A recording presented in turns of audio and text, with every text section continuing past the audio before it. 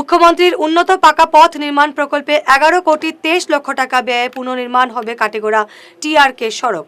বিভাগীয় কর্তাদের দায়সারা মনোভাবে নামমাত্র আয়োজনে কাজের ফলক উন্মোচন করলেন সাংসদ পরিমল শুক্লবৈদ্য এবং বিধায়ক খলিল উদ্দিন মজুমদার।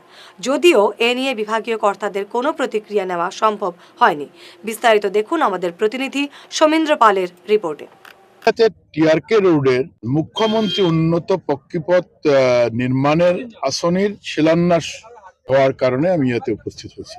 ইয়াতে 11 কোটি 20 লাখ প্রায় 11 পয়েন্ট সামথিং কিলোমিটারের কারণে এই রাস্তাটা এক্সপানশন হব। 5.5 মিটার বহল রাস্তা হব।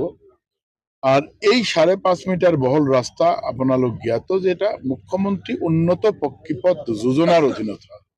আমি সকলে মিলি মাননীয় মুখ্যমন্ত্রী ডক্টর হেমন্ত বিশ্ব শর্মা মহোদয়ৰ আন্তৰিকতাৰে কৃতজ্ঞতা যাচিছো। মই ইয়াৰ সাংসদ হিচাপে আমাৰ ইয়াৰ যিজন বিধায়ক খলিলুৰ ৰহমান সাহেব তেওঁ উপস্থিত আছিল, আমাৰ প্ৰাক্তন বিধায়ক উপস্থিত আছিল, আমাৰ বিভিন্ন ৰাজনৈতিক দলেৰ যিসকল নেতৃত্ব তেওঁলোক উপস্থিত আছিল। সকলে মিলি আমি মাননীয় মুখ্যমন্ত্রী ডাঙৰীয়াক আন্তৰিকতাৰে কৃতজ্ঞতা যাচিছো যে ইয়াতে এটা খুব প্ৰয়োজনীয় ৰাস্তা, এই ৰাস্তা ইয়াতে তো অনুমোদন দিলে, চেংচন কৰিলে আৰু এই কাঠিগড়া অঞ্চলত অহা কাৰ্যকালত যাতে আৰু কিছুমান ৰাস্তা খুব প্ৰয়োজন, এই ৰাস্তাবিলাকের যাতে সংস্কার সাধিত হয়।